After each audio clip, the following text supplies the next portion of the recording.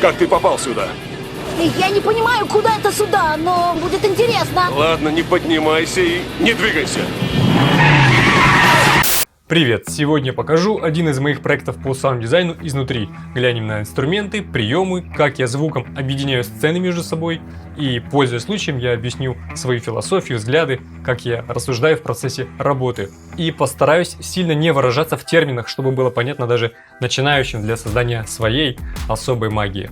Итак, готовый проект звучит вот так.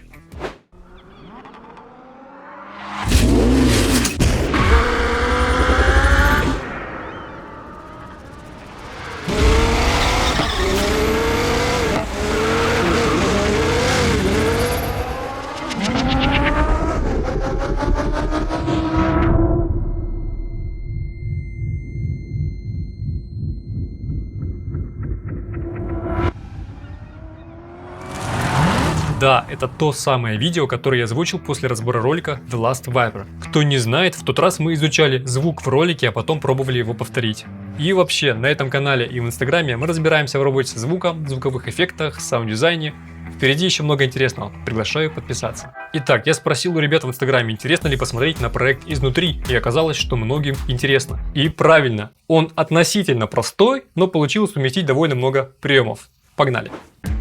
И вот что у нас изнутри. Хоть видео и небольшое, проект может выглядеть непросто. Но на самом деле это не так. Все еще сложнее. Но давайте по порядку. Отмечу, что это лишь мой рабочий процесс. Рассуждать и действовать можно по-разному. Кстати, пишите в комментариях свои рекомендации и лайфхаки, если они есть. Чёрта с два. В общем, первое, что я рекомендую делать с самого начала, это выстраивать удобную организацию проекта. Во-первых, я разделяю видео на смысловые части или сцены с помощью маркеров. Вот тут, например, где резко меняется ракурс, можно смело ставить маркер. Когда видео поделено на сцены, становится проще понять, с чем работать, потому что в разных сценах звуковое наполнение и обработки часто отличаются. Расставить маркеры можно, наверное, в любой программе, но в Nuendo, например, есть такая штука – Video Cut Detection Panel. И проанализировав видео, можно расставить маркеры на смене сцен автоматически. Затем просто удалить лишнее, если какие-то маркеры не нужны.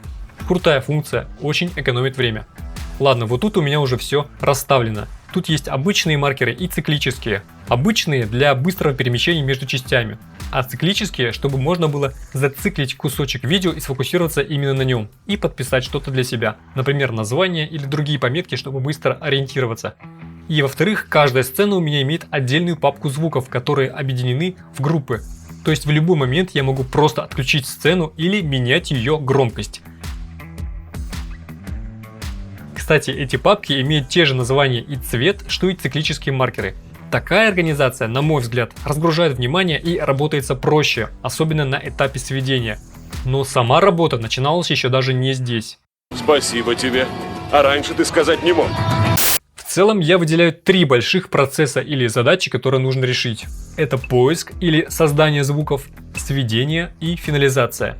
Так вот, первый процесс создания звуков у меня спрятан вот тут в отдельном окне. Опять же, чтобы перед глазами было только самое главное. Но если бы этой функции у меня не было, я бы спрятал инструменты либо в отдельной папке, либо вообще делал это в другом проекте. Далее, сведение или второй процесс я делал уже здесь. А финализацию как раз в другом проекте. Чуть позже тоже глянем. Я рекомендую всегда разграничивать эти процессы, чтобы было четкое понимание, что нужно делать прямо сейчас. Не распыляться и уменьшить количество лишних действий. Итак, первый процесс – поиск звуков. В этом проекте в центре внимания автомобиль, но все они звучат по-разному, и как должен звучать конкретно этот? Сейчас, конечно, можно было и не заморачиваться, ведь это всего лишь ролик для тренировки. И достаточно было найти сэмплы любого спорткара. Но я рекомендую всегда относиться к вопросу серьезно, на любых проектах. Это полезная привычка и говорит о вашем подходе к работе и об ответственности за результат. И к этой же теме. Я всегда призываю пользоваться лицензионными звуками и софтом. Рано или поздно все скрывается, и можно дико зафейлить какой-нибудь серьезный проект и свою репутацию надолго. Ты обещал никому не говорить. Я не говорил. Откуда он знает? Никому я не говорил. Я его даже не знаю. Но он о нас много знает. Автор ролика, Олег Евсеев, подсказал мне марку этой машины. Это оказался Chevrolet Corvette C7. И значит, можно послушать его звук на YouTube и даже найти и купить сэмплы. Но ради гибкости я воспользовался игнайтером. Я уже рассказывал, это инструмент для звучания двигателей машин, самолетов, вертолетов, НЛО и так далее. Но хоть библиотека и не маленькая, в моей версии игнайтера звука корвета нет. Возможно, она есть в других версиях, подскажите, кто знает. Ну да ладно. Я полез в Google и узнал, что Corvette C7 комплектуется 8-цилиндровым двигателем. А в игнайтере есть Audi R8, который тоже 8-цилиндровый. Предполагаю, хоть я и не автомобилист, но что-то мне подсказывает, что их звуки должны быть хоть немного схожими. Поэтому я и взял за основу звук Audi. Позже я узнал, что Audi R8 бывает и 10-цилиндровым, но какой из них в игнайтере мне неизвестно, поэтому в данном случае пусть будет все-таки он. Героизм имеет свои пределы. Так, если внимательно слушать записи авто, можно услышать звуки не только двигателей, но и шуршание и скольжение шин.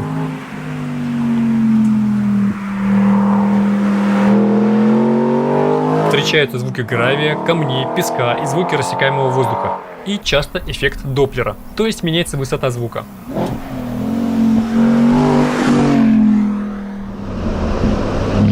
Чем больше мы этих слоев расслышим и повторим, тем натуральнее получится видео. Есть еще, конечно, вопрос стилистики, и где-то минимализм это лучшее решение, но чаще всего, чем больше слоев, тем богаче. Так, почти все слои у меня сделаны игнайтером. В нем можно по-разному подходить к созданию звука. Например, для этого слоя я использовал только сэмпл из его же библиотеки. Тут основная ручка это ревс или обороты, она управляет курсором. И когда курсор попадает на этот маркер, запускается наш сэмпл. Итак, я просто автоматизировал ручку ревс.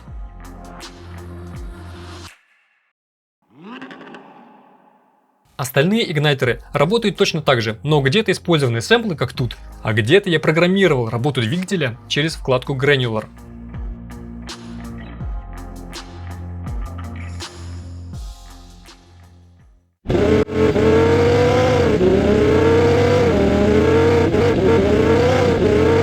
В общем, так я получил основные слои в виде звуков мотора, гравия и скольжения шин.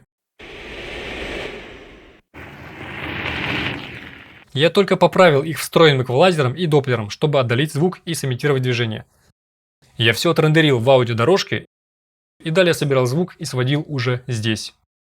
И на примере первой сцены я покажу, как я примерно рассуждал. Мы находимся в облаках, под нами море и вдалеке машина. Сцена очень короткая и нужно успеть звуком описать главное. Раз видим море, можно добавить звук волн, но мы высоко, и поэтому я решил вместо этого вставить звук ветра и чаек.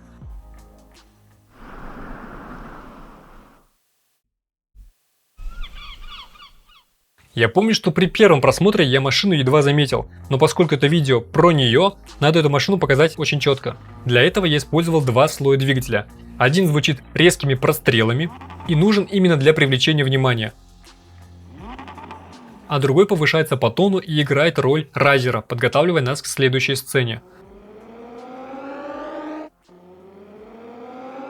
Примерно так я и рассуждал в каждом кусочке видео, то есть везде есть основные слои движка, воздуха и где-то скольжение и шуршание шин. Далее рассмотрим только самые значимые и интересные фишки. Например, я тут несколько раз подмешивал ударные звуки.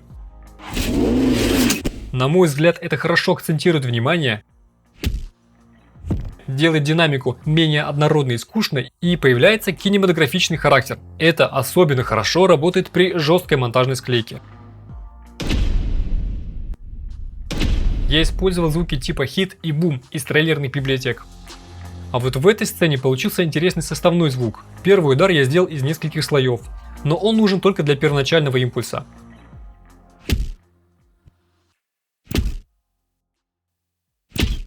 Второй удар акцентирует внимание на возгорании. Далее пару призвуков, чтобы сделать общий звук чуть вкуснее. Помню, я долго искал подходящий звук огня и в итоге собрал его из кусочков.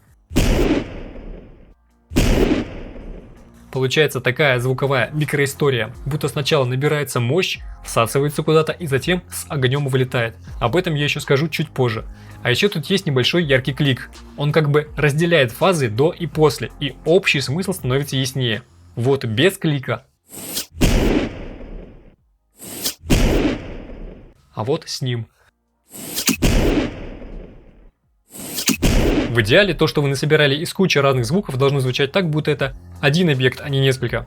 И каждый призвук хоть и должен носить что-то свое, он должен хорошо вписываться как по громкости, так и по частотному составу. Тогда общий звук получает и характер, и настроение. Ты думаешь, что это легко? Нужно много тренироваться. Еще тут можно заметить имитацию монтажа J-Cut. То есть мы видим одну сцену, но понемногу начинаем слышать звук из следующей. Как вот здесь, слышно скольжение шин заранее.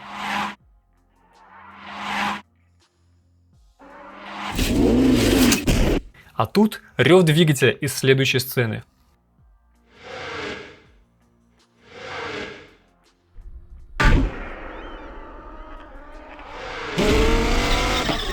А тут наоборот L-Cut. Звук переходит на следующую сцену и смешивается с ним.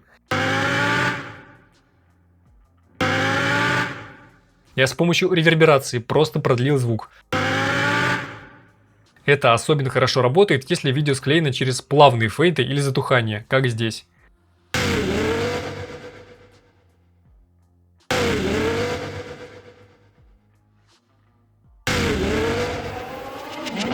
Но это потеряет фишку, если применять слишком часто. Также для объединения сцены и постоянного увеличения напряжения я использовал райзеры. Некоторые я сделал с помощью Whoosh FX. Например, этот сделал из розового шума, низкочастотной синусоиды и сэмпла самолета с повышенным питчем.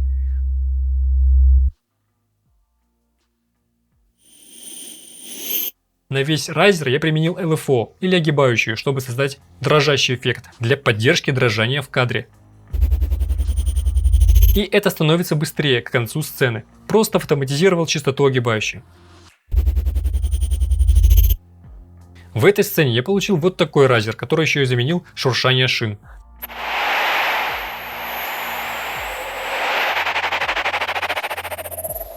К тому же роль райзера играет и сам двигатель. Я сделал его постоянно повышающимся по тону, как в референсе. Еще могу показать вот такой эффект.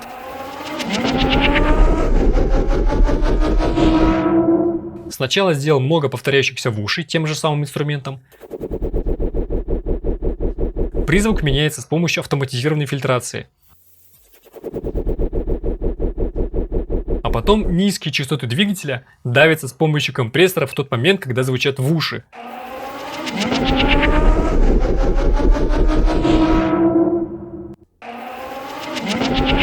Это прием сайдчейн или дакинг, поищите, если не знаете.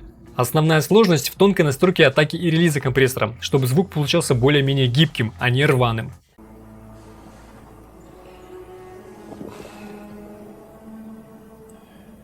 У тебя случайно нет сигары? А в сцене со слоу-моушеном использовал контраст на частотах. Мы слышим только низкие частоты колеса и высокочастотный писк, как во время контузии. Это было не обязательно, но если будете искать такой писк, ищите по названию tinnitus. Еще тут есть шорох покрышки.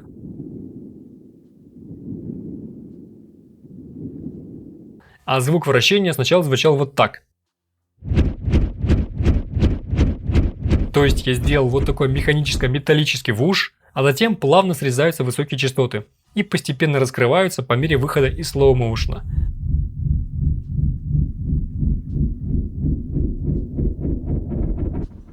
Думаю, стоит отметить, что саунд-дизайн — это не только работа с эффектами, инструментами или создание звуков. Это вообще дополнение картины какой-то истории, чего не видно в кадре. Это придумывание и креатив, как в последней сцене. У меня была такая задумка. Сначала мы слышим чаек, затем плавно нарастает звук машины, и в какой-то момент чайки будто пугаются шума и разлетаются. Или как в этой сцене есть вуш, перетекающий из левого уха в правое, как будто мы пронеслись мимо чего-то. Такие детали могут быть неочевидны, их можно даже не заметить с первого раза, а простой обыватель вообще никогда не заметит. Но без этого возникает ощущение, будто чего-то не хватает, а такие дополнения добавляют наполненности и глубины. Ну и финализация, как я и говорил, выполнялась в отдельном проекте. Эквализация, сатурация, работа со стерео, в общем финальные штрихи. Из интересного тут то, что тут сразу несколько компрессоров. Первый работает с динамикой, и он автоматизирован.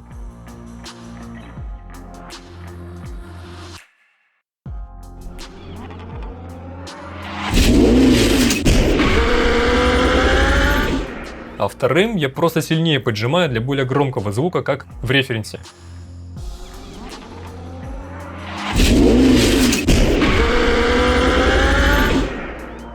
Кстати, в Nuendo очень удобно отслеживать изменения громкости проекта. Для этого можно включить специальную дорожку, на которой просчитывается изменение краткосрочной громкости, интегрированная громкость, динамический диапазон и true пики. Очень удобно. Не в каждом проекте у меня по несколько компрессоров на мастере, и не всегда я работаю с одними и теми же плагинами и инструментами. Но примерно так выглядят мои проекты по саунд-дизайну. И надеюсь, если вы только в начале пути и думаете, стоит ли изучать саунд-дизайн, я вас не напугал. Как я говорил, подходить к этому можно по-разному. Это творческое занятие, а ваш проект — это ваше отражение. Если было полезно, жмите палец вверх, подпишитесь на канал и покажите кому-нибудь, кого это тоже может заинтересовать. И напишите что-нибудь. Вопросы задавать можно. С вами был Руслан Гапиров. Всем сочного звука. До связи. Быть или не быть? Не быть.